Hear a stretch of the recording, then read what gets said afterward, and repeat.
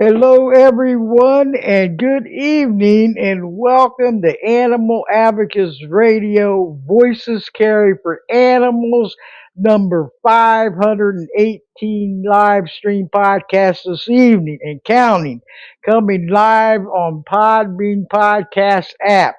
And I just wanted to give a shout out to all you listeners out listening on the web, on Podbean Podcast web. Thank you for joining us, and hope you enjoy the show and keep coming back. This chat room over here is awesome. The live chat room studio, and if you would like to join us, you can just go and just a few couple steps is go to either the App Store or the Google Play if you already have it, and then search Voices Carry or I'm sorry, Podbean Podcast app and player. That's what you want to install. And then what you're going to do after that is follow Voices Carry for Animals podcast. And you're in on the app. And you will be notified, every Thursday. All follows get notified every Thursday at 7 o'clock p.m. Eastern, 6 o'clock Central, 5 o'clock Mountain, and 4 o'clock Pacific that the live stream show is starting up. Click join and you'll enter the live chat room. And you could also talk to the guests or interact with the other listeners. And if you press either the phone icon or the mic icon in the lower right hand corner, you could go ahead and that alerts me that you want to come on air. Okay. And I see that Staci-lee Sherwood has entered the live studio. Stacy, if you would press in your right hand lower corner of your screen of your phone or laptop, iPad, or tablet, there's the phone icon or mic icon. Press that, and that'll alert me you want to come on air. Okay. And I want to welcome everyone that's coming into the chat room right now, coming live stream from Podbean Podcast app. This is awesome. What's going on? You could share the show right from the chat room, and also keep pressing the likes. It builds up the show podcast stats, okay, and keeps me moving up the ladder. So if you would, I'd much appreciate it. I don't get one because I'll be pressing that thing every 2 seconds. But anyway, my name is Debbie Dahmer, aka Mama Bear, and Mama Bear does care because she's on the air. So I want to, we're all here and everybody's coming in. Hey, all the team members here. Aloha came in. Mama Cat. This is great. Darla. My mother, Pat Dahmer, aka Moose. And this is awesome. And so anyway, I'm going to be taking calls later on in the show. So if you'd like to speak to the guests, I just, like I said, press that lower mic icon or phone icon in the lower right hand of your screen on your phone, your iPad, tablet, or laptop. And that alerts me you want to come on air, okay? And that'll put you in the queue right on there. So, hey, Mama Cat, I seen the Big Buford entered the room, chat room also, aka Photo Bomber. He loves taking selfies. But welcome, Buford, and everybody welcome also. And we're going to have another great show this evening. I wanted to tell you some sad news was coming up with Podbean, but on May 18th of this year, they're going to do away with live stream, okay? And it Ooh. knocked, I know, boo, well, this is terrible. They're going to do that, is including my show, okay? And when I emailed them, they said that I could get into group recordings, which is the guest and the host pre-recording the show and then publish. No chat room, no nothing. So I will be keeping everybody updated on what's going on. But we got a couple months yet for whatever was going on here and keep everybody alerted. We'll continue. It was sad news. It knocked me down, but I'm going to get back up because it's going to work out. You know, I really like Podbean. Been on there over a year, little over a year, and this and everything is it's going to be okay, right, Darla? We'll be fine because we will keep going. I'm not going to shut down Voices Care for Animals podcast under no circumstances. So I'm going to just let everybody know that, and we'll keep everyone informed. Okay. But anyway, we're going to go on with the show, and like I said, if you want to come and join us over in the chat room, live studio, you can and interact with the other listeners or speak to the guests. This podcast is so awesome. Keep liking the show. Like I said, it keeps the stats going up and everything. So that's what we want to do. And but I want to. My guest is coming back. Okay. And what I want to do is, all if you come in late on these shows, or you miss them, you could always go back and listen on demand episodes. Okay, you can go back to pod or voices carry for animals .podbean.com and start up a free account. What you do is log in and then press create account. And then what you're going to do is your full name or nickname, your email address, and also you create a password and click that you're not a robot and then create account. And then you'll be right in there. And they're the on demand episodes on my host website. You can listen and share 24/7, okay, 365 days a year. So they're all located on there, and also podserve.fm, which is Animal Advocates Radio, and you can follow Animal Advocates Radio on there. There's so many ways to reach the show.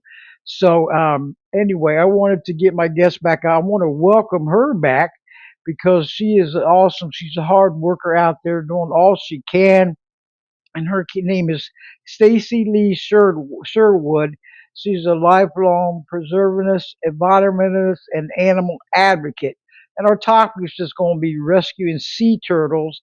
And she was on Voices Care for Animals on number 373. Okay, and we're going to be discussing FWC and the black bear lawsuit and upcoming manatee lawsuit. So it's going to be another great show, and we help support her. And we'll be giving you information on her website, and we'll be going through, several where you can help support her. But anyway, how are you this evening, Stacy? You're live and on the air. I think you disappeared there for a minute. Can you press the um, icon in the lower right hand corner? I had you on in the queue, either the phone icon or the mic icon, and alert me you want to come back on air because somehow we had an issue here. But go ahead and do that. If you can hear me, okay, and welcome back. This is so awesome that you're coming back on the show.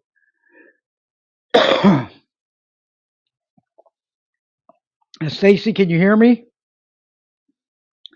If you because you're not, or you're.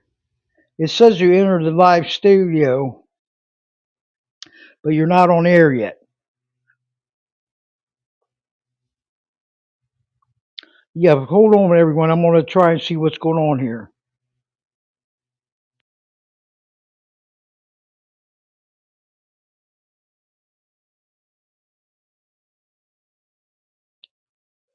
Okay, Stacy, are you there? Yeah, if you can hear me, go ahead and press that lower right hand like you did before, because you're not in the queue yet. Are you? Hello? Okay, hold on one second. I hope I'm not having any issues with audio. But Staci-lee, yeah, if you can hear me, press that mic icon or phone icon on your phone or your laptop in the lower right hand corner, and that'll alert me you want to come on air. I'm trying to see what happened here. Okay, oh, here we go. Okay, there we go. Now you are live, Staci-lee Sherwood. How are you? Okay, Welcome good. back. Well, sorry I about that. found you. It's I'm not never. a tech person. Hey, what I had to learn last year, you should see me. The show was getting shut down because I was having the chat room on the web and the app at the same time. It was too much. So I had to learn myself, you know. I had to go through some videos and tutorials, everything. But how are you this evening? Welcome Good, aboard. This is good, wonderful. good. Yes. So we're gonna talk about the black bear hunt, but I wanted to go over a little bit of my background because everything I'm going to talk about, I actually know from personal experience. So this isn't like third person, or this isn't something I saw in a post or a meme. This is actually people that I know, and I know the FWC agency very well. That'll be the Florida Wildlife Conservation Commission. But conservation, of course, is speculative. It's more of a con. It's not really conservation agency. So for those who don't know me, I'm just going to give a quick, brief background. I spent 11 years working with endangered sea turtles for FWC. I was on 3 and at times 4 different state permits. I was the only one in the state who actually had that. I did the morning survey, the night rescue. I was on call for recovery, excuse me, recovery of stranded turtles. So I actually knew everyone who worked with sea turtles in the state of Florida and in other states as well. Volunteers, permit holders, the whole staff, the permitting people, everybody. And I can tell you unequivocally that nothing FWC says or does is about conservation. They are the biggest obstacle to saving sea turtles from extinction. And sadly, that is true basically for all other wildlife in Florida. To give you an example, they would only publicize the number of nests. Now, Florida has the most loggerhead nests in the world. You would think that that would be something to be proud of and protect, but they did not. They denied the anywhere from 50 to 100% death rate from light pollution. So they would only say, oh, we have, 100,000 nests, and then they wouldn't tell you that most of the hatchlings died before they ever made it to the water. And they would remove anyone on a permit who saw through this and questioned them. I was part of a rescue group that they decided to get rid of because the fact that we existed proved they weren't doing their job. This is FWC. And it's probably not just Florida, it's probably most of these state agencies which have been co opted by hunters and developers. So the entire commission is comprised of developers and hunters. No surprise there. Uh, so I started working back in 2008, and I started with sea turtles. And over the years, especially in the off season, I would attend hearings. I would talk to them in person. I'd talk to them over the phone. I would email them about a variety of things, from lemon sharks and hammerhead sharks to the Goliath grouper, manatees, obviously black bears. And it was pretty much the same run around and the same story. They'd shake their head and okay, or whatever, you had your say. And then they would just carry on and do whatever ever they wanted. Once COVID started, I started my own blog because I kind of got fed up with people. Unlike Debbie, um, a lot of the media would interview you, and maybe you got a sentence and not even like a meaningful sentence. So none of the information ever really got out to the public. So they really were kept in the dark. So then I was contacted by 2 former employees, you could say whistleblowers at FWC, and they pretty much backed up everything that I already knew uh, from personal experience. So that's where all of my information came from. I've been researching them for years. I have also spent the last year setting up trail cams. And I can tell you that when we first went out with the biologists from FWC to set up the trail cams, in a public area in Central Florida, not a big bear area, thankfully, um, but a wildlife management area, which basically is code for hunting. We had someone come with us who was a hunter, not someone who worked for FWC, but a hunter, a friend. And he obviously knew all of the GPS coordinates of the trail cams. Just saying, kind of odd, right? You wouldn't expect something like that normally. Uh, so that's kind of them with sea turtles, and that's pretty well documented. Anyone who follows sea turtles, but a lot of the other species, all of the shenanigans aren't so well documented. So I'm just going to give a brief synopsis of things I've observed personally and know. So a few years ago, we had a real crisis with manatees. Actually, we still do. It's ongoing. But we had a huge, massive die-off. It was almost like one a day. I mean, it was just unbelievable. So instead of FWC saying, oh my gosh, I think we should do something, they actually threatened people who were giving manatees lettuce because the manatees were starving because their food, the seagrass, was being sprayed with poison. Poison like paraquat, which is a dangerous herbicide that's been banned in Europe for many years. And that caused the seagrass to have a massive die off, which has never recovered, um, and obviously a massive die-off of the manatees. Um, so you would think that a conservation agency or an environmental agency like DEP would have done something about that, but they chose not to. They chose to actually threaten people who were trying to help. Uh, the second biggest cause of death to manatees would be boat strikes. And of course, those go unreported as well because FWC is, like I said, it's all hunters and developers, and they're very sympathetic to boaters, but not so much to anybody else. Now, another interesting note is we have very endangered snail kites, an amazing raptor. Uh, and I can tell you that in areas where I used to see at least two or three, and that's by no means a lot, I haven't seen them in years. They only consume the apple snail, and the apple snail lives in water, the same water that FWC sprays the deadly herbicides in. And when I say spray, I don't mean like they're just pinpointing, precision spraying the invasive plants. I mean it's all over in the water, it's on the trees, it's on the land, it's on the animals, it's everywhere. It's indiscriminate. Um, FWC actually worked with the University of Georgia years ago, and they conducted a study on the effects of herbicides on snail kites and found that the herbicides that killed all these plants that the apple snails lay their eggs on was very toxic to snail kites. But that didn't stop them either. Then, of course, we have panthers. Now, the Florida panther is smaller, and it's a subspecies of the mountain lions we hear about in Wyoming and Montana and California. It's a very small population. I'm guessing we probably had a pretty thriving population 300-400 years ago. At one point, I think we had maybe 200. I would be surprised if we have 80 or 90. Thing is, we don't actually know, but their population just won't survive at the rate of death by vehicle. And I get the weekly panther mortality reports, and it's not always Route 29, which is probably the deadliest road here, but it is mostly that one area. I've been on that road. Trucks and basic cars just speed on that road 70, 80 miles an hour. No one is patrolling Mm. it for speeding.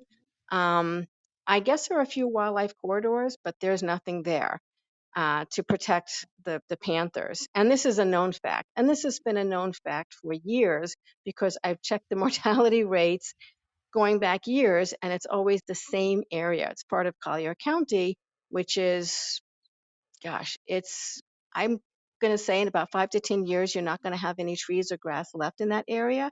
The amount of development going on is unbelievable. I mean, every day you turn around and it's a new crane um, tearing up the land for development. And the irony is, of course, we don't have enough water, so that's gonna be a whole other ball of wax.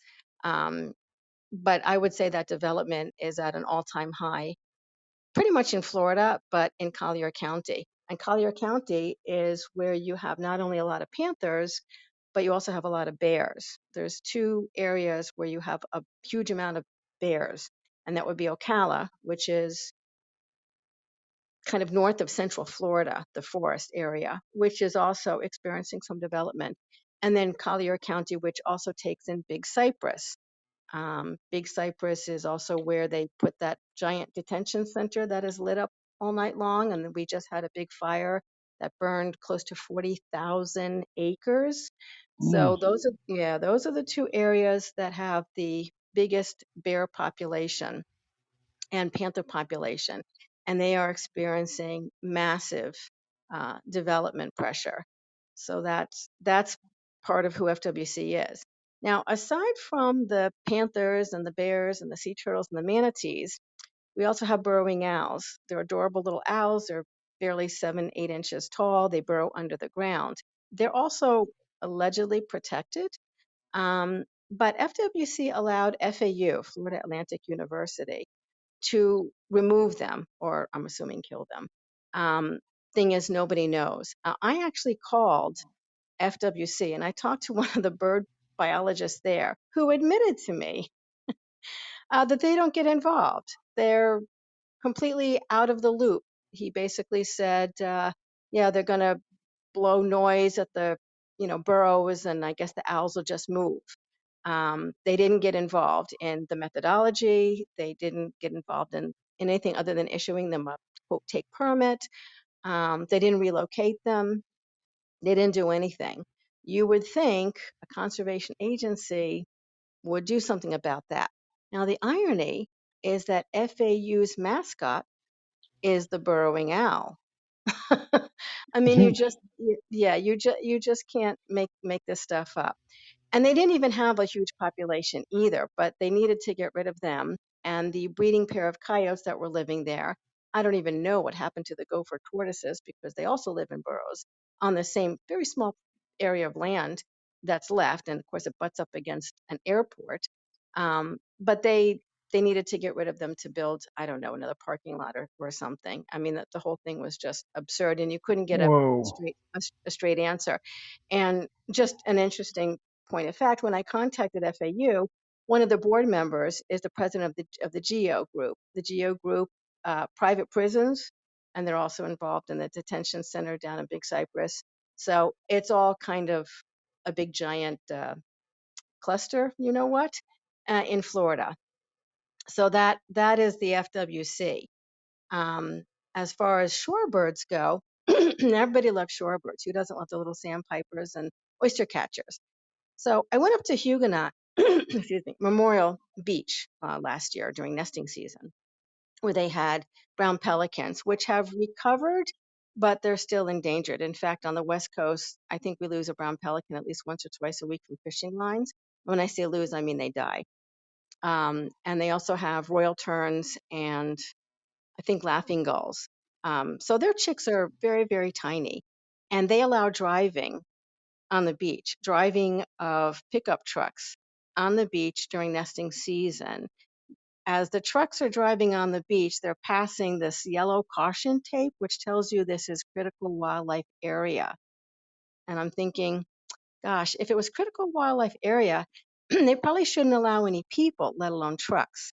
So I called FWC, who was in charge of all of this in that area. This is the northeast part of Florida.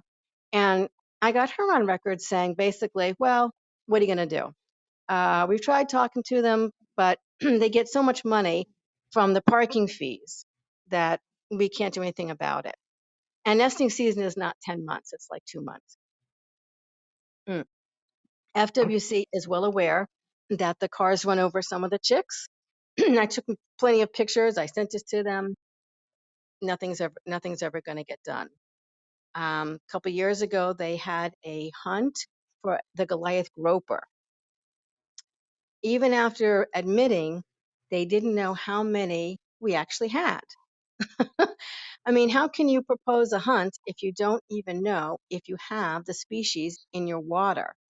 So this is who FWC is. I've gone to hearings for all of these. I've contacted people in charge for all of these and other issues, and it's basically the same thing.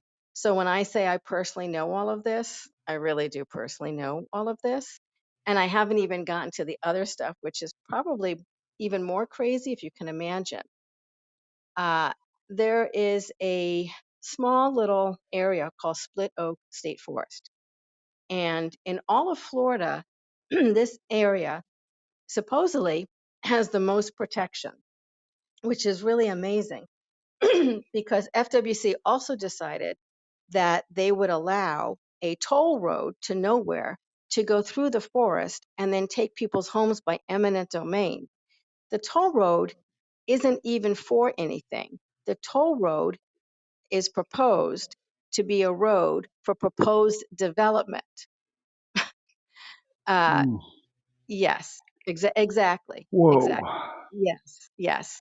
A couple years ago, FWC, the commissioners, especially Rodney Burrito, who was a cop in Miami during the heyday of the drug cartels in the 1980s. He's the chair of the FWC commission. He's a big developer. He's constantly trying to fill in wetlands. So he personally and the whole commission actually pushed to support Amendment 2, which did pass 2 years ago, to ensure hunting remained a priority, removing any science based facts. It almost mandated it. The irony is when you do polling, and it doesn't matter who does the polling, it doesn't matter what party, it doesn't even matter what state, the vast majority of Americans are not hunters. So the majority is letting the minority rule, and in a very, very bad way. And before we get to the black bears, finally, probably one of the most shocking things is that they have their own fake nonprofit. Yes.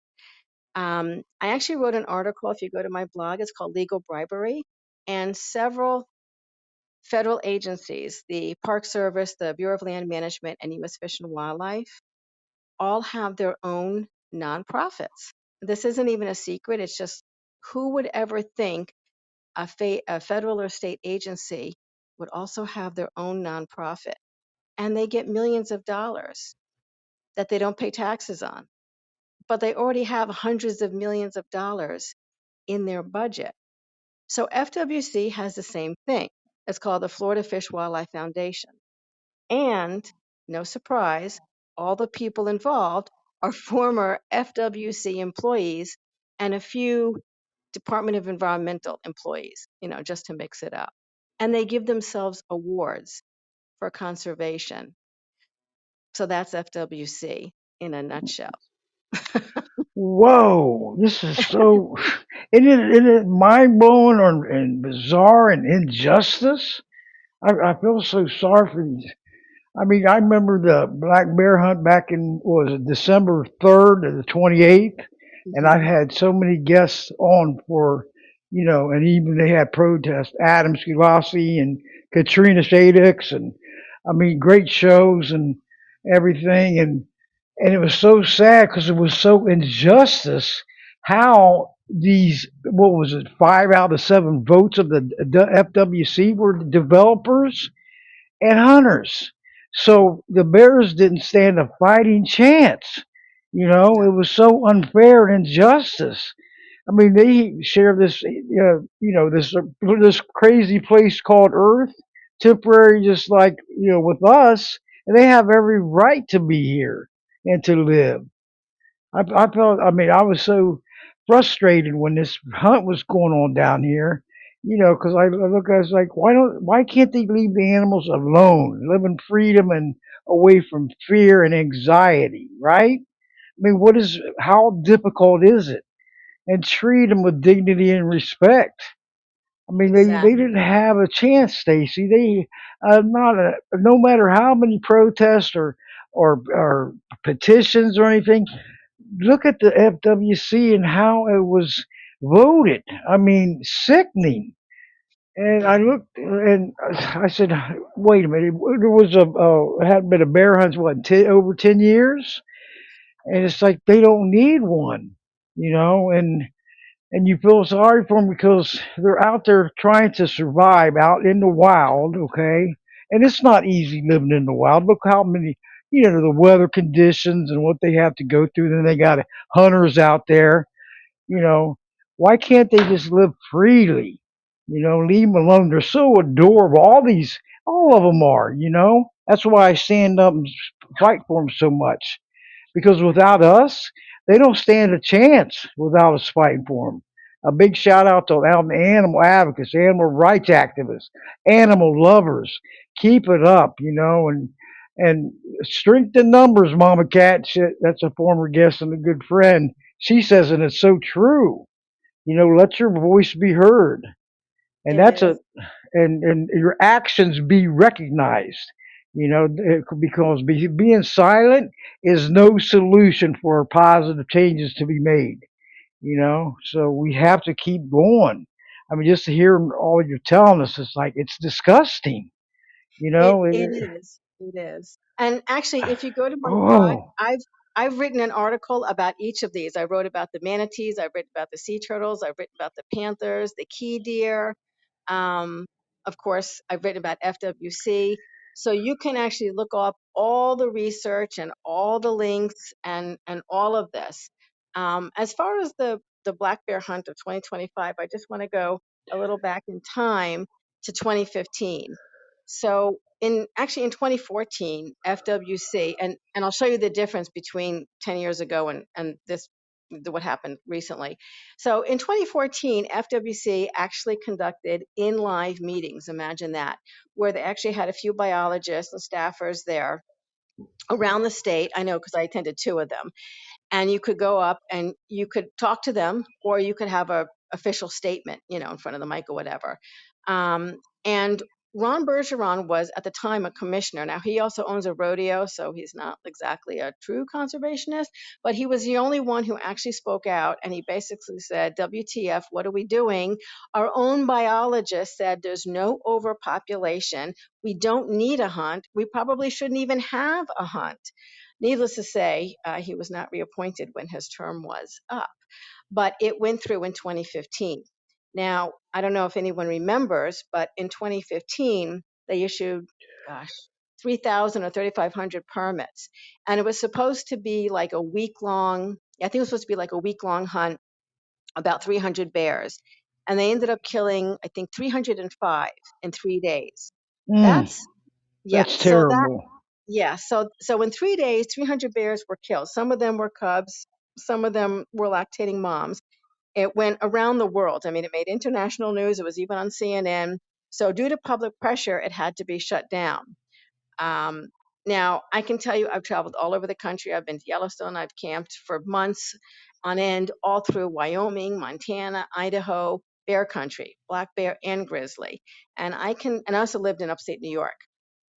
I've been all over Florida, including Ocala and Big Cypress, because I would love to photograph bears. And I can tell you, I've seen two black bear cubs and one grizzly in Yellowstone. They are not running all over the place. Now, if you live in a little place out in the middle of nowhere, butting up against state land or federal land of hundreds, or thousands of acres, okay, especially if you leave your garbage out, you might see a bear. But the vast majority of people will never ever see one. And those of us who would like to see one and photograph one, it's very difficult. So this whole overpopulation, they're attacking people, is nonsense. And as you've just heard, clearly FWC doesn't do anything when it comes to conservation. But the fact that 100 bears were killed per day is unfathomable. I mean, statistically and physically, that would have to be impossible unless you had tens of thousands of people going to these places.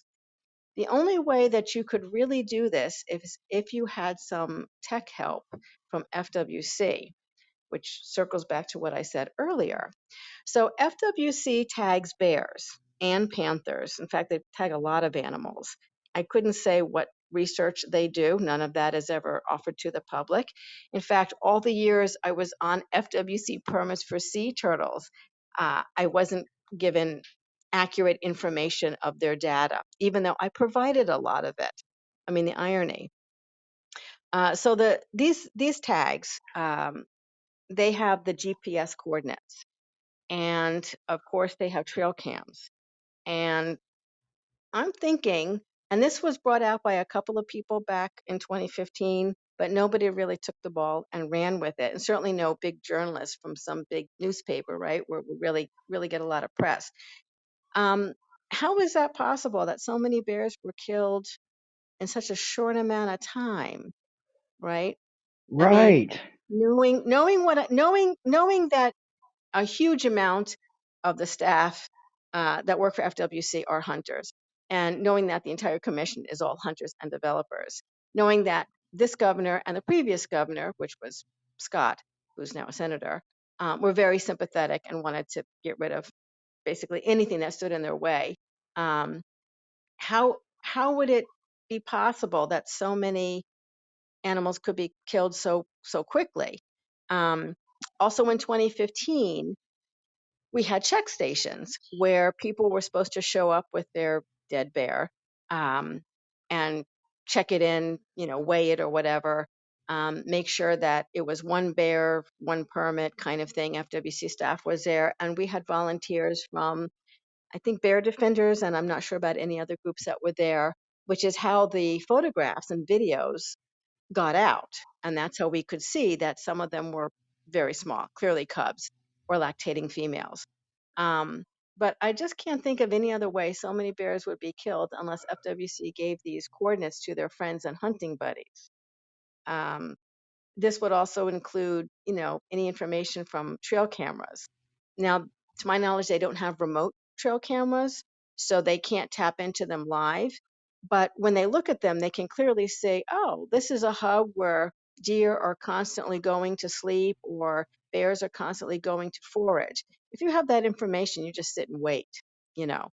Um, and like I said, there can't be any other explanation. But it has never really been questioned by the media. But to me, it's really the only logical answer.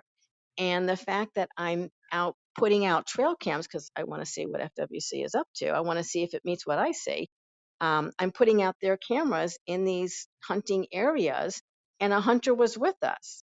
To me, that's pretty much a slam dunk, as you would say in a court case. I can't imagine any more proof um, than that. Now, the difference in what happened in 2025 is they learned not to be so public. So when they announced out of the blue, actually when was it? I think it was in November or January. It must have been in November 2024. The bear biologists at FWC, who are still conducting a population study from 2015, is not even going to be finished for another couple of years. So they don't even know how many they have. They claim 4,000, but who knows? Who knows how many bears we really have? They said there was no need for action, not to do anything. And then all of a sudden, in January of 2025, FWC Commission, Gary Lester, basically demanded that we need a bear hunt. Gary Lester, aside from being a commissioner, is a big developer. He works for the Villages. Now, the Villages is west of Orlando, and it's this huge, it's almost like a city unto itself. And they're looking to expand further in more rural areas. I think Leesburg is one of the areas they're looking to expand into. So, of course, he would like to remove any obstacle, bears being the first one. Um, so that all of a sudden turned the table. They had I'll call it a mock hearing in August, but they had already made up their mind, even though dozens and dozens of people showed up to speak against it. They had already made up their mind, as is often the case with government, that this is what they wanted to have done, with no scientific evidence that this needed to be done. Bear Warriors United, which is a great nonprofit, filed an injunction prior to the hunt, but that was denied by a judge. So after FWC formalized that they were going to have this hunt, they said it was going to be done by a lottery. And the lottery, normally in a lottery, you buy a ticket, there's one drawing. Well, there were three drawings over the course of 3 weeks. The whole thing was just so odd and disorganized. So at the beginning of the lottery, they said that they were going to have 189 bears killed. I'm thinking, I don't even know where they got that number from. If you're claiming that we have 4,000 bears and there's no room for them and there's no food for them and they're starving and they're overpopulated, where did you get 189? Um, it's not 10%, it's not 1%. The whole thing is just strange. I didn't lose Mm. you. Yeah, the whole thing is just strange. So then, during the course of that, then they said, okay, instead of 189 bears, we're going to lower it to 172 bears to be killed over the course of 3 weeks. However, there would be no check stations. There would be no oversight by anyone. If there's no check stations, that means the public can't really see what's going on because the public would be at the check stations, basically checking that the government is doing their job. They also was talk about using dogs, which they use dogs to hunt deer, and to bait the bears. They were allowed to bait the bears, but they weren't allowed to use dogs on this one. But that will change next year because they are planning an annual bear hunt where you can bait them and use dogs. So of course, it's just going to get worse. And like I said, none of the scientific studies was complete. There was zero lack of any kind of evidence for any of this going on. But it was mostly pushed by Gary Lester, a developer, and Rodney Burrito, chair of the commission, a developer, and everyone else went along, and we're kind of at a standstill, kind of a wait to see if we could possibly change FWC. Uh, so what's going to happen next year? We don't really know. So this went on for 3 weeks, and there was basically a info blackout. You could call FWC, you could email them, you could knock on their door. They refused to answer. No information whatsoever. Because Whoa. realistically, because realistically, Debbie, they didn't have Mm. any. How would you know how many bears were killed if you're not out there, if you're not checking on anything? It was all on the, pardon the expression, honor system. I mean, come on. So in January 2026, after this whole, I call it a massacre, not a hunt, they claimed 52 bears were killed. Again, I don't even know where they got that number from. What this number is based on is more like fairy dust than reality. Um, and they haven't given any information as to where they picked the 189 to begin with, why they reduced it by 15, where they got the 52. Where's the proof? Where's any kind of documentation? Um, so nobody really knows what is going to happen next year. I did hear a bit of good news because I don't want to be just a downer tonight. That the proposed hunt for Mississippi has failed.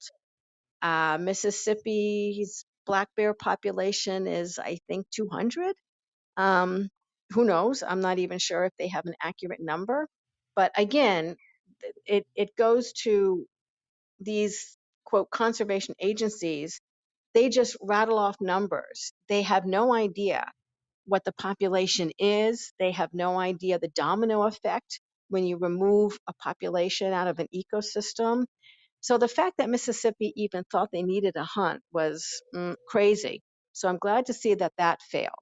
Unfortunately, the New Jersey hunt and the one in Vermont, they are allowed to use dogs. Those did take place. And I believe FWC looked to those states and they said, well, they have annual hunts. There's no reason why we can't. So that's kind of where we are at the moment. And then, of course, like I said, development is at an all-time high. And at the current rate of development, there's not going to be any land left to build a parking lot, let alone any open space for other species. They kept getting squeezed and squeezed and squeezed. So that's a huge problem, huge problem, and no one really seems to know what's going on. And like I said, I actually know all of this personally, so that makes it even worse. If only I could, if only someone could say, "Oh no, this actually isn't true. You didn't get accurate information." I would love to be wrong. I would love to be wrong. Unfortunately, I'm just not. Now, last year there was a bill proposed in the state legislature to kind of revamp FWC. But the wording, it really it wasn't very good. Supposedly, the one this year, the wording was better than last year, but that's not really saying much. I can tell you, I've worked in politics in both Albany and Washington and many other states since the 1990s. So I've been around like a really long time. I've been at this pretty much since college, since the 80s. So I know that, Wow. yeah, I know that Thank you for government. all you're doing there, Stacy. Oh no, that's. Wow. Well, it needs to be done, but I do work with some great people, and there are some great nonprofits. But I can tell you that government rarely gives the public any kind of opportunity to change things. So if a bill isn't really what you want it to be, if the wording isn't really what you want, and you really need a lawyer to use their legalese terms, because any word can change the whole meaning. An if, an and, a but, a therefore, a what if, a whatever. All you have to do is insert those words, and a piece of legislation is nullified. It's completely unenforceable. And so then it would be a disaster. So, my thinking, my personal feeling is instead of supporting a mediocre bill that's not going to go anywhere or do anything, we should just get rid of FWC and start from the ground up, not try to revamp them. This is not the type of thing that you can negotiate and to settle, on bottom level crap.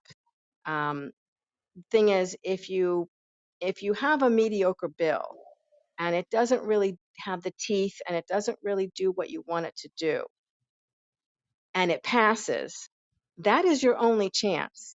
I have never seen a politician or anyone that works for government that says, "Oh yeah, shucks, that thing that we passed last year, yeah, that was kind of crap. Let's redo it and make my job harder, more accountable, and more enforceable. So let's try to do that again." I have never seen that happen. If a poorly written, unenforceable law passes, it will never come back to be amended or approved. So you've lost your shot. So that's why I don't support what's currently being pushed as the reform FWC. Um, I really think that it just needs to be gotten rid of and then start from scratch, from the ground up, and make it a real conservation agency with actual animal biologists, not hunters who are biologists, but wildlife biologists who actually work in real conservation. I think we should have nonprofits, and I think we should have citizen science, and I think we definitely need accountability. None of which is really going on with FWC. So that's my take on that. Uh, so we're I kind agree of at with you totally. I agree with you yeah, totally. yeah, we're Yes. kind of we're kind of at a stall as far as the Bears because it's only March, so we're gonna, I guess, wait and see. I think there's another lawsuit going on. Um, Bear Warriors United has a lawsuit. They had sued FWC to protect the manatees, and they won. Thing about Good. lawsuits is even if you win, they don't have to abide by it. That's the problem. FWC literally has no accountability because FWC would answer to the governor. I actually call him the governor. If he's not going to do anything, he has no incentive, and he's term limited. Nobody at FWC is going to be, "Oh gosh, we lost this lawsuit. I guess we should stop spraying. I guess we should help the manatees. I guess we should enforce the what is it, the wake speed zone for boaters, et cetera, et cetera, et cetera." But no, they haven't done anything. So Bear Warriors United has sued again, and that lawsuit is now going to the, I guess, it's, well, they have federal protection as well, so it also includes the U.S. Fish and Wildlife. So it's actually taking place in Atlanta, and that will be next month in April. So we'll have to wait and see the outcome of that. But I have seen it, unfortunately, where People spend a lot of money and a lot of time on a lawsuit, and they win, and then things don't change. That's a problem, and that's partly because the public is very unaware of what's going on. Uh, Not just with the wildlife, but when I talked about, FWC granted Split Oak Forest the most protection, and then they turned around and said, "Oh no, you can build a road through it." Um, they have their own nonprofit, which they raise money for. I mean, it really is pay to play here. Um, Public is really not aware of all of that unless you are already an activist. And, the local newspapers, Florida doesn't really have a big state newspaper like the LA Times, like the New York Times, that kind of thing. We have small local papers. So whatever's going on in one part of the state, no one has a clue about unless you have a friend who is an activist who says, "Oh my God, what hit the wall over here, come help me." So that's part of the problem. We really need to educate people because when you tell people what's going on, they're beyond disgusted. They have a budget of like $200 million. Debbie, do you know how much good you could do for $200 million? Whoa, 200 million. Well, 3 years ago, they had a budget of almost half a billion. It was 450 something $1 million, and the Florida Department of Right, Environment, the Florida Department of Environmental Protection had over $1 billion budget, $1 billion budget. So between these two agencies, which work in tandem and not for the greater good, had $1.5 billion, and things have gotten worse. Now, you and I can come up with a lot of good conservation programs that would actually do something for a fraction of that. exactly. For a I fraction of that. know. I know. What's wrong with this picture, you know? I think we know what's wrong with this picture, but yeah, Oh, yeah. Yep. Too much corruption going on, greed, lies, and cover ups. yes, If you have nothing to hide, there's nothing to worry about. And we all have the right to know about anything exactly, that's going on, you exactly, know? Let's get exactly. rid of the corruption. Let's get rid of the greed and the lies and the cover ups. This is a no no from every angle. It All is. these animals, they need better lives and futures. Animal rights granted, not violated, or kick them to the curb like it's no big deal. It's not right. It, That's it's that's it's it's true. disgusting, Yeah, totally disgusting, and it really is. injustice, It is. unjustifiable. We have the right to know. And making calls. I remember writing emails and stuff to FWC about that black bear hunt. Making calls and everything. It is so with Bear Warriors United and all the fighting they was doing, Bear Defenders. I mean, you look at it and it's like, and they don't give up. They are relentless, and I'm so glad they are. Yeah. And you are too. You're relentless. You're a true warrior out there. You're strong. You got a strong voice. You're doing what's right, not what's wrong. What's right. We have to be the animals' voices because they can't defend themselves. They're No. voiceless and helpless and innocent. So we have to stand up for them and stand up for their rights because a lot of times their rights are getting kicked right to the curb. Like it's no big deal when it is a big deal. It You it know, it is. Someone asked a question: mm, is FWC voted in or nominated? They're appointed by the governor. So when I say your vote really matters, it really does. So FWC only answers to the governor, and they have like a 6-year term. And Rodney Burrito had already been a commissioner, and then his term was up, and then he was brought back by Governor DeSantis exclusively for this. And he's like a bully, as many politicians are. He basically just bullies everybody. So, and he's got, oh gosh, I don't know. I found at least 22 LLCs that he has, development companies. He's probably got twice as many. I know a few years ago he's got property. In Lake Worth, there's a Lake Worth lagoon, which is also very polluted. And he wanted to fill in part of the lagoon so he could build a condo. I mean, this is the guy running FWC. He was at, Oh, yeah, sickening. it is sickening. He was at somewhere where he was talking on a microphone. I don't know where. I just saw him talking. I don't know who he was talking to, but he said something like, "I'm a businessman. I'm here to make money," kind of thing. And it had nothing to do with I'm the chair of a wildlife conservation agency. I get $300 million. I'm supposed to be helping the wildlife. And the irony is, of course, that when you have a thriving ecosystem, it's actually better for us. A healthy ecosystem also means our water is cleaner and our air is cleaner as That's well. right. We Yes. can't, we can't eat concrete, and we can't, if you cut down all the trees and pave over everything, we're not going to grow. Nothing is going to grow. We're going to have a very dry, stale environment, and humans, we're part of the ecosystem. We can't survive in that either. I used to tell people that, quote, sea turtle lighting is actually better for people.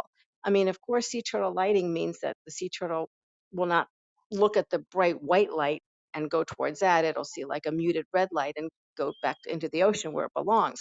But sea turtle friendly lighting is actually better for humans because we don't have nocturnal vision. We don't actually have very good vision compared to some animals. So when we are looking at an area that is brightly lit up, only that one little beam under the light we can see. We can't see what's around it. When we shield the light, which is called sea turtle friendly lighting, then we can see all around it. And that's actually safer for us. So the irony is sea turtle friendly lighting is also friendly and safer for humans. Same kind of concept. And yet it is impossible to get the state to do anything about that. So you kind of, and that's just putting a shield on a light. So you can imagine the uphill battle trying to save black bears and panthers because they're predators. Um, and people probably have a more innate fear of that as well until they understand the biology. But it's an uphill battle. As I mentioned, they allowed a hunt of a species, and they didn't even know if that species existed in Florida water. Um, Mm. so yeah, the Goliath groper. And the Goliath grouper is pretty massive. If you've ever seen a picture of them, they're almost as big as a human. They're huge. They're almost as long as a human and like twice as wide. You would know if you had those in your water, and you would know if you had a lot of them in your water. Oh So to yeah. actually admit, well, we're going to have a limited hunt, but yeah, gosh, we don't really know how many we have. I mean, what does that say about your biologist or your mission statement of conservation? Right. All this stuff is so disgusting and just. I mean, how do you explain it to what's going on without saying corruption, greed, cover up lies, profit before animals, and that's some heartless, cruel people out there. And by doing these shows from every angle that, I have all these shows because I stand up and speak out for all animals in need, bringing awareness going on. Because a lot of people out there don't know what's going on, Stacy. They, Exactly. they get busy in their lifestyles, whether it's work and families and friends and every, and they don't know what's going on behind the scenes, behind closed doors.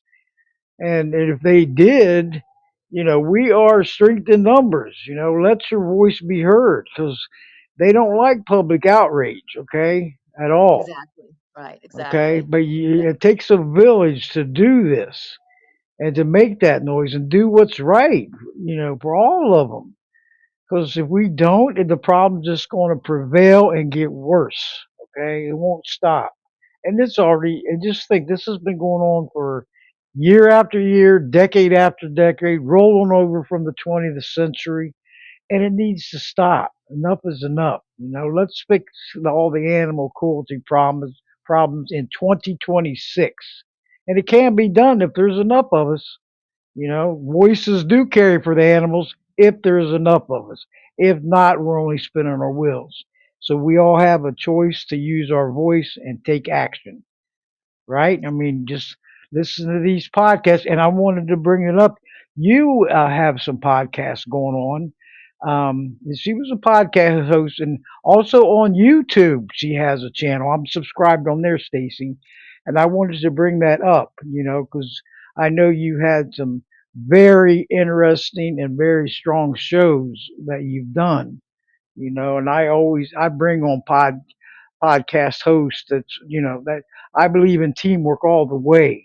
Oh, We all work definitely. together and get it out there on air. It attracts more action takers working together, not apart. It's teamwork all the way.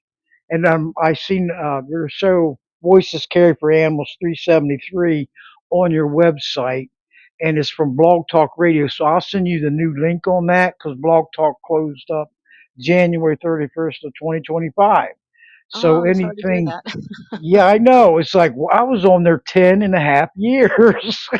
Yeah, And yeah. yeah, I mean, it's like, wow. And so luckily I got to transfer all my shows over to Podbean from Blog Talk, and they're on Podbean. Now, if I switch over again, I have them on podserve.fm, so I won't even have to transfer any of them. I'll just get a hold of them and then have them transferred over there, any new ones. But you're talking, I did 160, what, 4 shows on TS Radio Network, Marty Mhm. Oakley. And well, she passed away April 1st of 2023, and it was sad because she was the grassroots of Voices Carry for Animals, Yeah. and I was her host from 2014 June till March of 2018, and she helped me get together Animal Advocates Radio, Voices Carry for Animals, on Blog Talk Radio. So I just kept, the name and kept the numbers going and everything.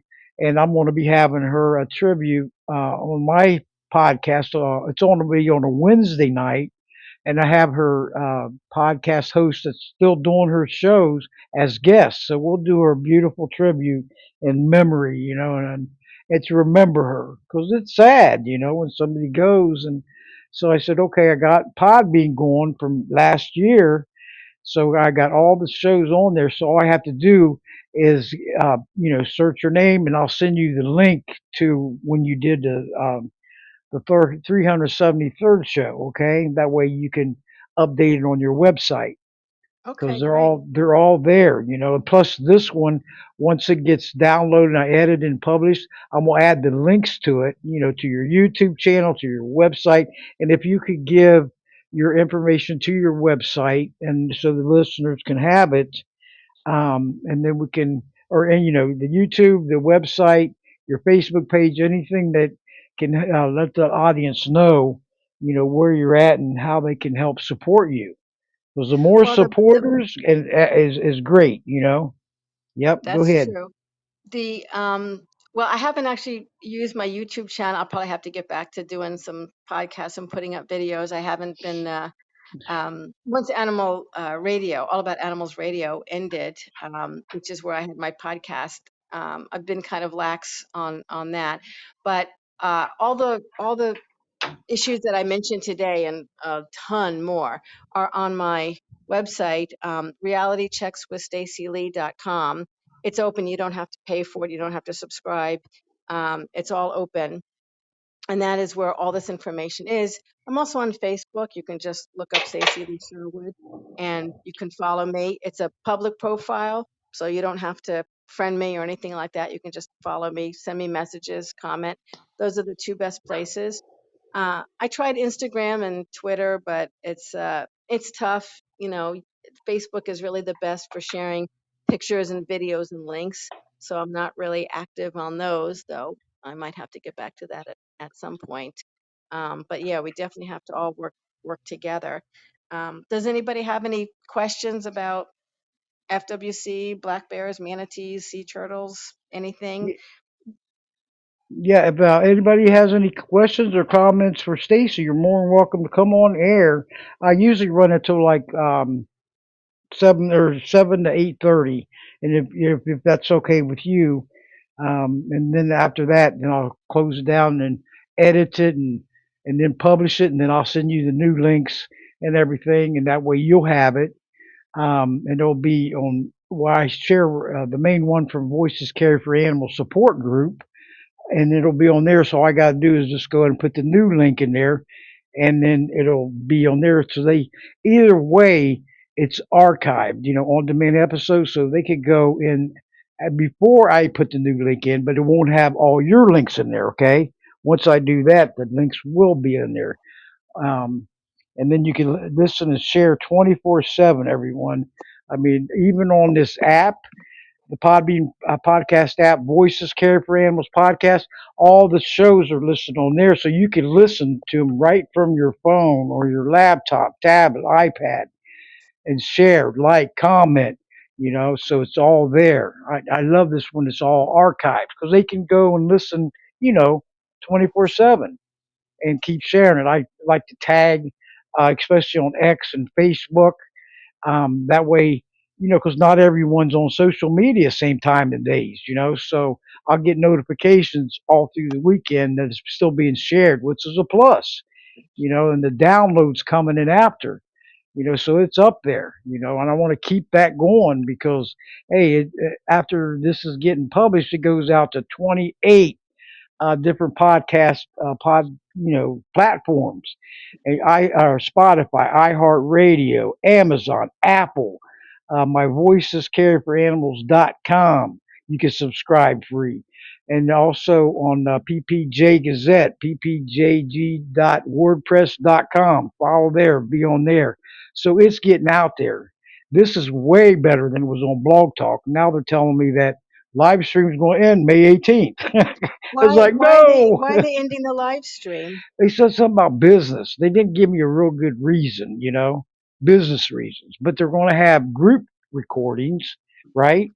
And I'll still run my shows up till May 18th. But the group recordings just like pre-recorded with the guest, and the host, and then after that, then it'll get published out there. So there's no chat room, there's no call-ins, nothing. So I Oh, got to be in search for another one because this chat room is really good, and even the app or the web, and the ones that's listening on the web, they can listen from there when the promo link goes out everywhere from Facebook and LinkedIn and X and where, and I have plenty of support. And I thank all of you for helping me to promote this show. Fans of animal rights on Facebook, they've been sharing my show for many years because I'm going on 12 years in June, and that's something, and 518 podcasts. So I'm going to keep going. I'm not going to shut down Voices Carry for Animals under no circumstances. This oh is, no, we need it. Yeah, yep. we definitely need it. If anybody listening wants to get involved, you can message me on Facebook, or you could go to the blog and just send me an email, and I will get back to you. If you ask me a question and I don't know the answer, I'll find the answer. If anybody wants to get in touch with anybody at FWC, I can give you their name, their email, their phone number. I mention all of that in all my articles too. Unlike a lot of other journalists and writers, I actually tell you the names of the people involved doing these things. I don't just say, oh, it's a commissioner. I tell you who it is. I give you the email, the phone number, how to get in touch with these people, what to do to help. So it is a good blog. It's very educational. Basically everything you never wanted to know about what's going on. And Oh, not yeah. just FWC, not just wildlife. I write about oil. That's of course been in the news lately, and other things as well. So it's you start reading this stuff. It's very educational and detailed. But we definitely need some help. We can't have another bear hunt, No, especially no. especially excuse me, next year. They're gonna be using dogs, which they use dogs for deer. And I think they use them for wild hogs as well. Another That's thing, sick.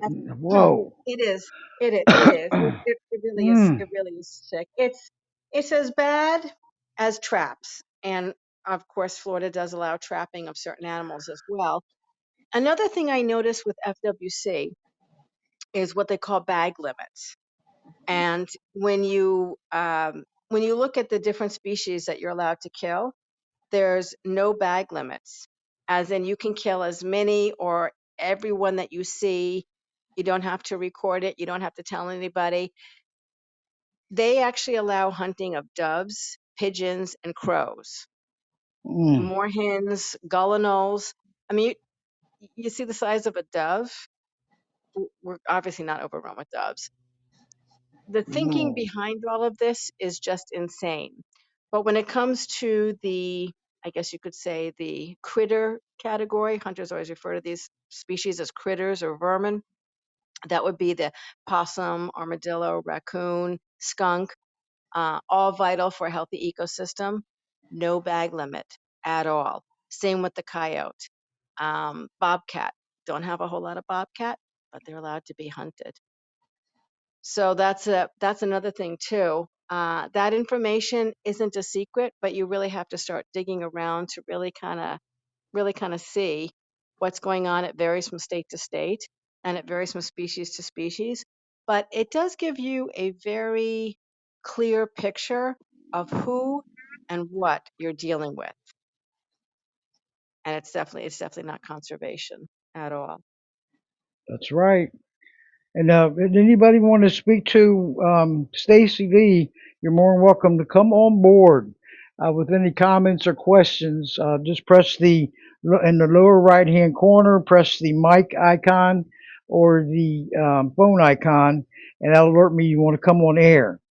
Okay, and just try to stay away from or any noises in the background. TVs, radios, conversations. You're more than welcome to come on board. Oh, Okay, you're no so fun, Debbie. oh, there is Mama Cat. How you, No, Mama Cat? no noise Meow. or nothing. That's it. Oh. Hey, and Stacy, she's a former guest also. She's a great team player and a super team. Ours your Mama Cat, my tag team right there. And she's awesome. Been doing shows. How many? I lost count, Mama Cat. Okay, she takes care of 90 colony cats out in Colorado and makes sure they're warm and feeds them. And she had 100, what was it, 125, but got in homes. 125 was that the most Yes, that I've had at one No, it's time, yeah. great. That's yeah. great. Well, Oh, I just wanted to say that Florida sucks when it comes to their animal Yes. yes, protections because Yes. agreed. Yes. Colorado, they're pretty rough on wildlife here as well, Yeah. but not to the degree of you guys because we have a bear hunt here, but we have on the lowest end 17,000 black bear, but on the highest end 30 to 35,000. Wow. So, I mean, they're not going out and slaughtering off the 100 bear that we have if that's all you have. Yeah. Um even though I'm not all for the bear hunt, but I'm just saying. And this no bag limit crap, what the hell is that? Well, that's Florida. Yeah. And That's actually, that ridiculous. information, it really is ridiculous. That was one of my main reasons for getting involved in putting out trail cameras, was so I could actually see what was on the camera and match it to what they were saying. And I can tell you, some of these hunting areas, they are barren, barren. And I'm not just talking about, bears and panthers. I'm talking about sparrows, blue jays, warblers. I'm not even talking about endangered species or anything exotic. I grew up in New York, a suburb, and I can tell you in the 60s, 70s, and 80s, I saw a lot more wildlife just walking outside than I do in some of these wilderness areas. And it is because of all of the hunting. And then on top of that, like I said earlier, they spray these god awful herbicides, for the invasive Yeah, vegetation. But a lot of that vegetation is actually not invasive. It's been proven that the manatee actually eats some of that as well. So you have to take what they say with a grain of salt. Um, but yeah, the whole thing going on in Florida is just beyond corruption. It And really, that it's one of the most corrupted states and one of the worst for wildlife. That's true.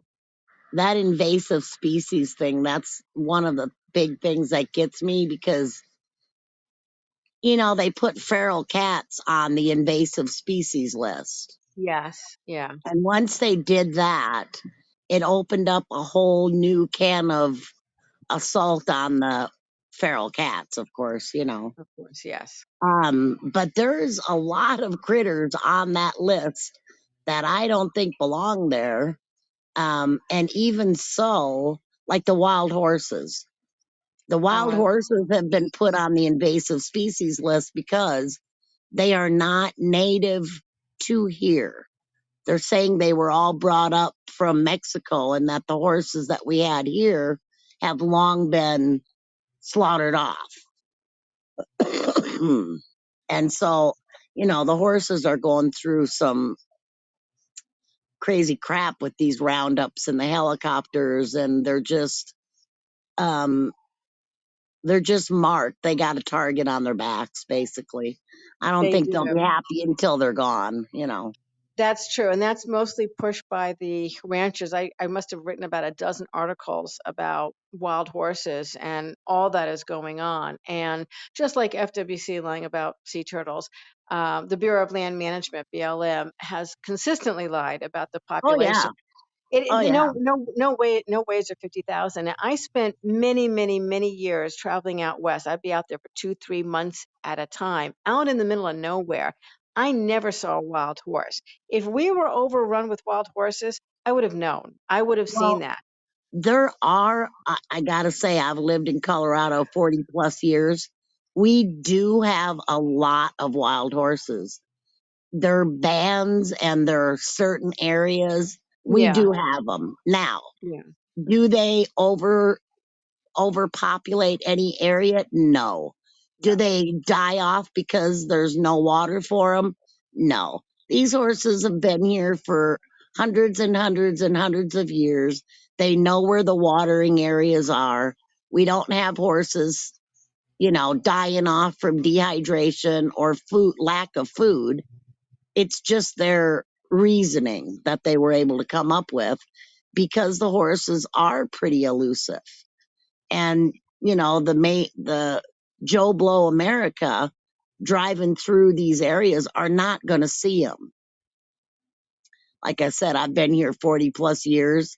I've been everywhere through these mountains, and there's still places I haven't seen. And we do have a lot of horses here, and they're gorgeous. And they come and they round them up with those damn helicopters, and they helicopters. put fences up to barricade them into like valleys and whatnot. And the babies get hung up in the fences and they get stampeded, and it's just sickening. Yeah, a lot of the horses are sent to Mexico for slaughter as well, and some to Europe as Oh, well. they Yeah, board them right here in Colorado. They pen them up and they ship them to Canada and Mexico. That's where yeah, all the ones from here have been going. yeah. And then Canada ships to Japan and China and, wherever. But yeah, I mean, there's abuse and crap going on for more than I get crazy thinking about how many and am I doing enough and how can I do more, and it's just I need like 25 more of me. How Well, about thousands? That would be great too. That's it. I mean, it takes a village, Mama Cat. It's strength in numbers, you know, and that's what we need because And only a handful is not going to get it. well, You know, when they that's the sent problem. BLM out here to Colorado, I was so thankful. I thought finally we're going to have a representative that lives here. Because my thing is, how the hell can you rule on shit that you don't even see? You're all, shacked up in frickin' Washington, D.C. The horses are out here. How the hell do you know what to do? And exactly. so when they sent them out here, I was so, looking forward to a change. It didn't change. It just made stuff move along faster. Yeah. They're taking more and more animals every day, you know? It Yeah. didn't change anything. Yeah. I'll tell you something also about U.S. Fish and Wildlife. I worked with them years and years ago. Back in the 90s, when Hank Fisher worked at U.S. Fish and Wildlife, they always were terrible, terrible when it came to wild horses, but they were great when it came to wolves. They put the wolves back into Yellowstone. It was the first time that they ever did anything ahead of schedule and under budget. It was a huge, great success. I remember being in Yellowstone before the wolves were back, and then I went there after, and everybody just loved them. Needless to say, we see what's going on now with Cody Roberts and all of that. But back then, U.S. Fish and Wildlife actually did some conservation. So if you look up the sage grouse, the people at U.S. Fish and Wildlife will say, "Oh, yeah, they're protected, and we need all this money for all these conservation programs for the sage grouse." But Yeah. you're also allowed to hunt them. Why Yep. can you hunt something if you're trying to save them? It's kind of like They, with the barred owls. Do you know what's going on with the barred owls and the yep. northern And spotted owl? and the wolves too. They just opened up a new hunting season here for the wolves again. They Yeah. just got reintroduced, for crying out I loud. know, I know. But the whole advice. Actually, I wrote about Colorado and the wolf program before the wolves got back to Colorado, and I listed the whole advisory, and the whole advisory commission were all ranchers and hunters. There wasn't one genuine animal or pro wolf person on the whole commission. There was like 25 people, and they made it so that we can only put the wolves here and only put the wolves there. And I think it's almost like they deliberately put them near urban areas or ranches or places where there was going to be some sort of conflict. It was not the best plan. And Well, then, they fooled them because the yeah, wolves did yeah, not stay anywhere near where they dropped them off. right. And they went into the hills. They left the cities. You know, wolves ain't stupid. They don't want to be around people, you know. No, they So, don't. Yeah. yeah, yeah, they're tracking them and they're not staying anywhere near where they thought they would.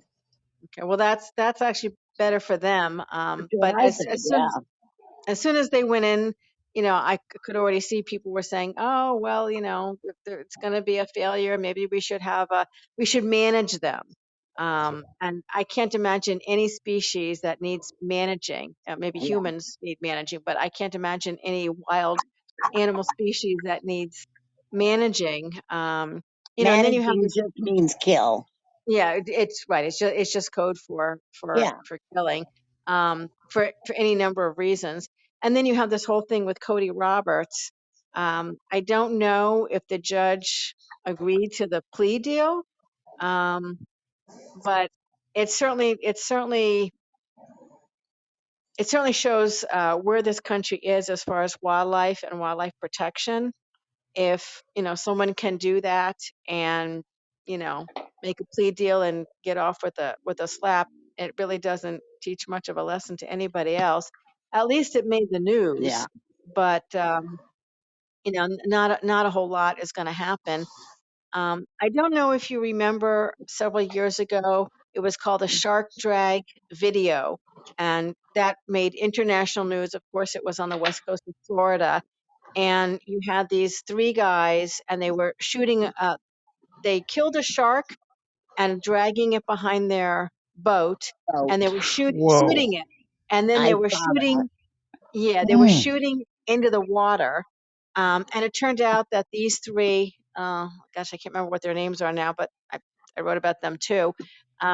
They had tortured, I should say, tortured and killed herons, egrets, pelicans, the neighbor's dog. I mean, and they posted about all of this on Instagram, and all of their parents had worked for local government. This was all in Pinellas, Manatee, I Hillsborough remember County. that.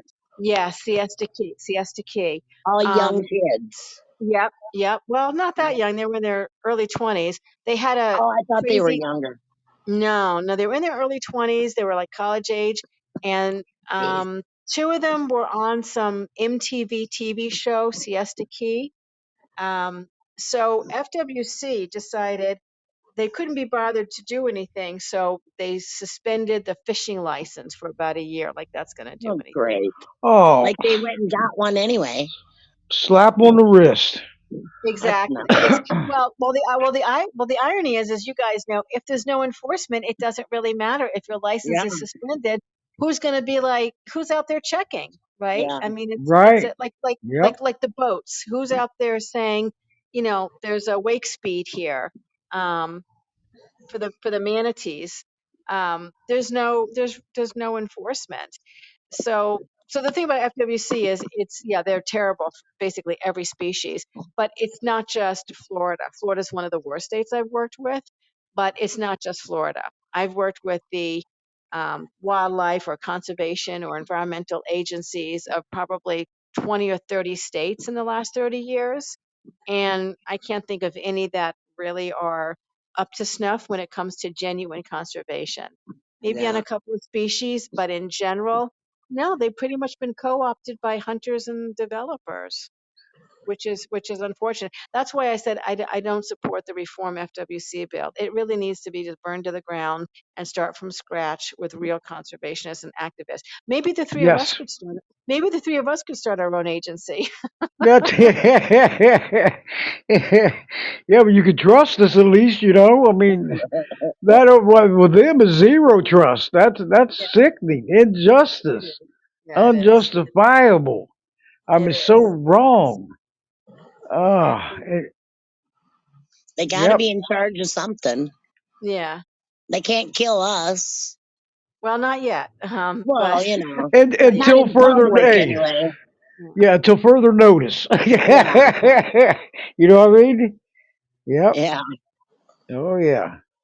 But I Well, mean, we I need some appreciate. reform. I mean, big time. I'm 'Cause, yeah. thankful for all the work you're doing, Stacy. And you know, if I lived down there, I'd be helping out more. I've Well, oh got a yeah, lot of thank you. health issues going on, so I'm not as involved as I once was. But you just got to change it up. You know, I may not be able to get out and about as much, but I'm still handy on the phone and the calls and the letters and the emails and city council meetings. You know, you're still doing great. You know, Yeah, that's you get great. every That's effort great. counts out there, It and you're does. doing more than you think you're doing. You know, you're all of us. All of our voices matter. All of our actions matter. Don't ever think it doesn't. You know, don't look the other way. Because, like I said before, being silent is no solution for change. yeah, Any kind of changes, okay? And to ignore it, and when you see it and report it, do something. You know, right. make that change, make that difference, because it will change if there's enough of us. You know, right, Mama Cat? Strength in numbers, Absolutely. That's power right. in numbers. We, the people of the United States, that includes all of us. There's no breaking it down. So we're doing what's right. We So just got to please, try not to get overwhelmed, which is, it gets me. And I always have to take a little bit of a step back, calm myself yep, down, because we can't fix it all. You that's know what I right. mean? It's We overwhelming. It we is can bring it into overwhelming. we can bring it into people's knowledge, and hopefully, like with me, the cats grabbed my attention, and that's what brought me in. And there's a lot of animals that need help. So we're always looking for more people to come in. That's right. Recruit more people. Let them know. You know, hey, tell your families, your sons, daughters, neighbors, coworkers. You know, get the word out there because some of them, a lot of them don't know what's going on. You know, That's true. and it'll surprise them. And when you move over and multitask and help other causes out, hey, it's double in strength, triple in strength. You know, because some Yeah, of them I noticed is just one cause that they're after. Hey, we got all these other causes, and I try to do as much as I can. You know, outside this podcast, but I try to move and help wherever I can get to and get the word out on my social media, on X and Facebook and LinkedIn. It's advocacy, okay? and that's where it's headed because I don't use mine as personal because I want to be a total positive impact in this world, not a negative one, and do absolutely nothing. Yeah. So that means a lot. Be a positive impact. Take that action, please. That's the key. Help laws get passed. Call your state representatives and your senators, or write them emails, letters. The nationwide number for our state representatives and senators is area code 202-224-3121. I've called it so many times I don't even have to look it up. Okay, and then I give I don't Got him I on have it speed in dial. I got it, I have it in my contacts, but I always remember it, so I don't even have to go up to speed now. And then give your zip code, ask to speak to your state representative or senator. You probably won't get through to them, but at least talk to their legislative aide or get it if you're more comfortable with the email. Find your state representative or senator on the internet, and then you'll put your zip code in, and then you can contact them through. It'll give you the phone number, and call them up. You get their email address or fax or whatever you want to do it. Because I've done it several ways, and then make your voice heard. You could be a author or creator of a new law going into legislation. All constituents can just ask for a constituent bill proposal form and have all your ducks in a row. Why you want to see this law get into legislation? And then it go through draft, get approved, and then it'll get a bill number, and then you go from there getting co-sponsors. From there, first you want to sponsor as a rep or as a senator, and then you go in. As soon as it gets a bill number, you go and ask for, hey, call up the co-sponsors, ask from your social media friends, followers, ask them to contact them, and you'd be surprised. Like the Safe Act right now, last time I looked was 226 co-sponsors, HR 1661. Okay, so we want that to pass because that's a big fight, right, Stacy? I mean, it's been years Yeah. and years, Yeah. and just like the Wild Horse and Burro Protection Act, there's another one that needs a lot more co-sponsors because last time I looked it was 17. Okay, and that's helicopters getting wild horses getting chased by helicopters, which is frontline animal cruelty. And you can all check these out on the federal bills on congress.gov. Okay, get a free account. You can get alerts, which I do. I put the bill number HR 1661. Anything changes in a minute or new co-sponsors, it will alert me in my email. It's an awesome website, Yeah. so but that's what we got to be in contact because when you get laws, that's the only way to enforce. Okay, the only way. Other than that, hey, they can just tell them don't do that no more, or bring it to their attention. We want laws to enforce, because that's the key right there. Get to know Yeah. Yeah. your. Passing laws don't is only a little bitty piece of it. It Yep, is. Enforcing that's Public them, right. public that's where education. it really is at, Yep. Yeah. Don't keep passing laws that everybody knows you're not going to enforce anyway. There's another Exactly. one, Mama Cat. Enforce, not just bring the law, but Enforce it. Right. enforce. Not just slap on the wrist. Oh, you get probation or this and that. No, enforce, full enforcement. No, Yeah. not it's not a joke. That's what we Oh, got to that's how do. they treat it, like it is, like whatever. We're just Yep, passing a law to shut people up anyway. yep, that's right. Hey, we're getting the word out there. There's no sugarcoating it, or we're telling it like it is. We're telling the truth in reality. Okay, and that's the way it needs to be told. We're not covering up nothing. We're not, on this podcast, we're bringing out the truth and reality, which it should be. No sugarcoating it or I saying, got to tell oh, you, Deb, Skylar and his little friend, well, not little, they're 17 now. Skylar and his friend are building brand new cat houses for 4 of my colonies. oh, that is, tell them I said thank you. That They're is gonna be awesome. they're gonna be condos, kitty condos. Oh, that is awesome. I'll get pictures Wow. when they're done before we put them out.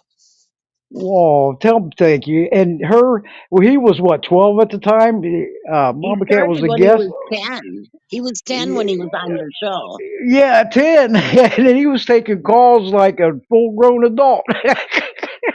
And then speaking very professional, him and Allie, they're grandkids. But tell him that is so sweet of him.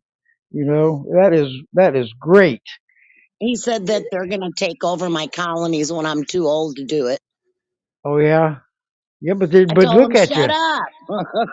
Yeah, but look what you're doing. You're teaching when they're young to treat animal dignity and respect, and they're going to go through their adulthood doing the same. And he That's what brought you his friend do. in. He brought his friend in too. His name's Ace. And I mean, he'd never even heard of a feral cat. Like me, I never heard the word feral cat. I knew there was wild cats out and about, but I Yeah. had no idea, till you really get looking, you don't know. Oh yeah, but look what all you're doing. I mean, 90 of them. Just think. That's why I call her Mama Cat there, Stacy, because she is the Mama Cat. And her profile picture on Facebook, she has whiskers the whole 9 yards. You crack me up.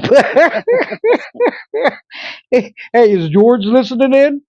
He's Hubby? listening. He's out in the Hey, garage, but he's George. listening. Hey, George. Thanks for all you tuning in there. All of you. You know, this is great. I do. I love this podcast. I do. I gotta He's admit. like, why do they talk about me all the time? That's because he's an interesting subject. I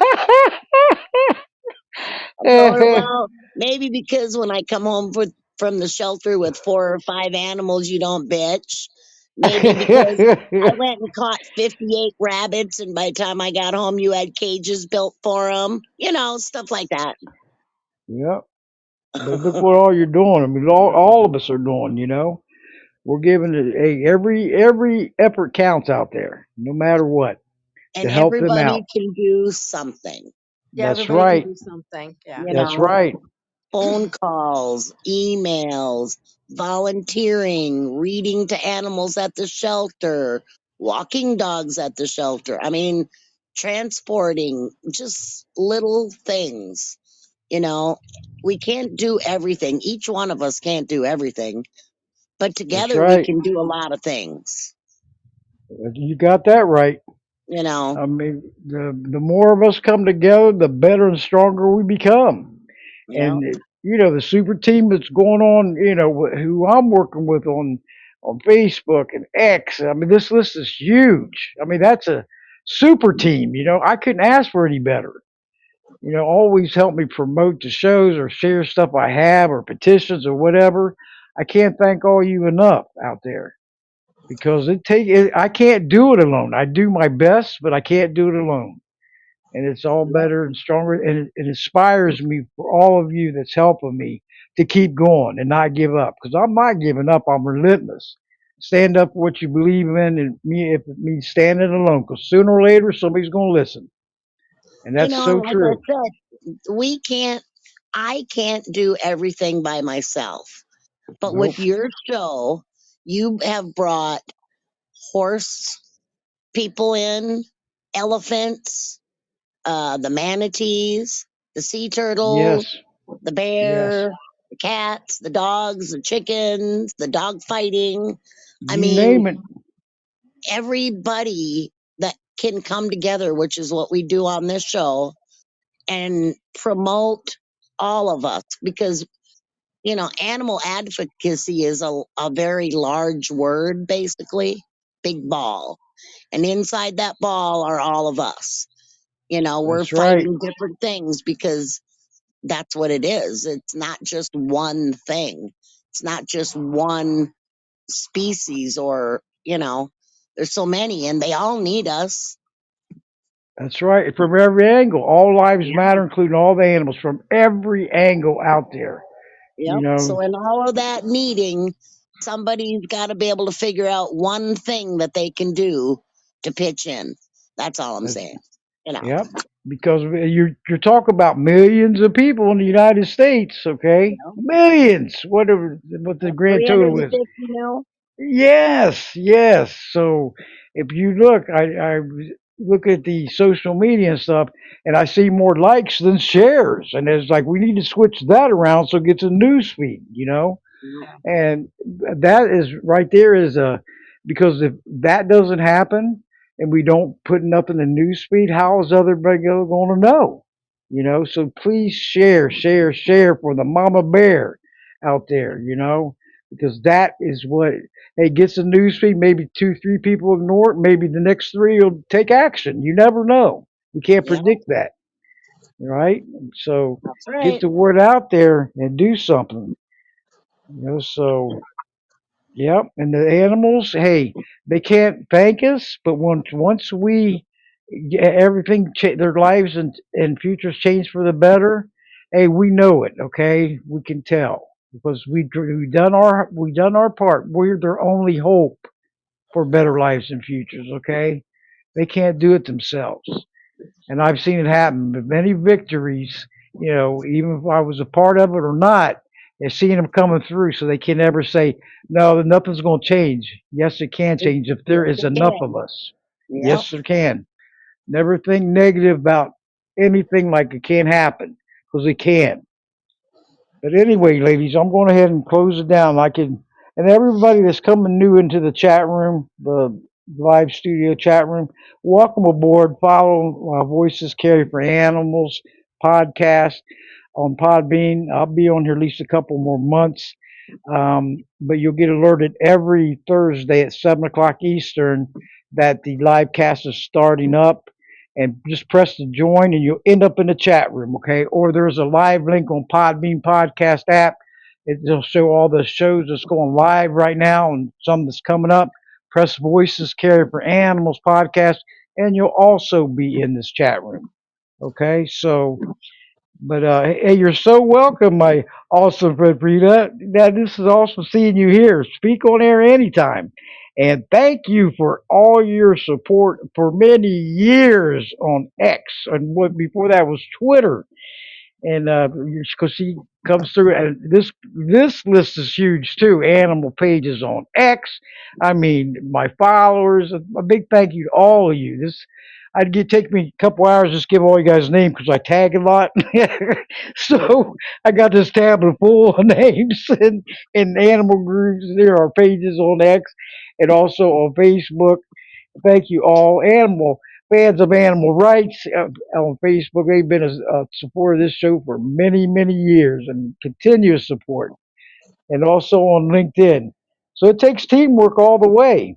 And thanks for your awesome compliments, everyone. We try to give it our best, about the information, awareness, and everything.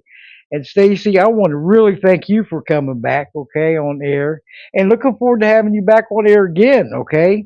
I'll Oh, be in. definitely. Yes, just keep following me, okay, and feel free. I tell all the former guests, come and join with us in the chat room anytime. Get on air. The more voices and action takers, the better. I like look at Mama Cat. She comes in all the time, don't you, Mama Cat? Yeah, this is great. All her support and plus a guest, and we're in contact. We've become very close. Mama Cat and the Mama Bear. That's what a team. We're But tagging. yeah, a very great show there, Stacy, and keep up the great work you're doing. It's such an honor to have you on. Oh, thank So you. Well, thank you for having me. hey, anytime. It's always my pleasure. You're truly welcome, and looking forward to coming back because that's what it takes. Hey, I always like having my guests on many, many times. There's no limit. What's Mama Cat say? She says, "Once you're in, you're locked in. You can't get out." You're in for life. That's it. Yep. So, give them all your support, the more. And good night to everyone, and hope you have a nice and peaceful evening. And Mama Cat, are you ready to get ready to rock and roll?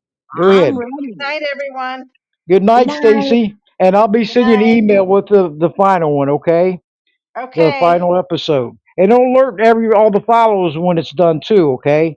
It alerts you Okay. on your phone, your laptop, wherever you downloaded Podbean Podcast app. Okay, so But go ahead, Mama Cat. Paw in hand, united we stand against all animal abuse and neglect across the land. Good night, everybody. God bless. Have a great night. Good Good night, night. everyone, and may God bless you all. Nice talking to you, Stacy. Nice talking to you. Bye. Night. Thank you, Stacy. Bye, Mama Bear bear. hugs to all.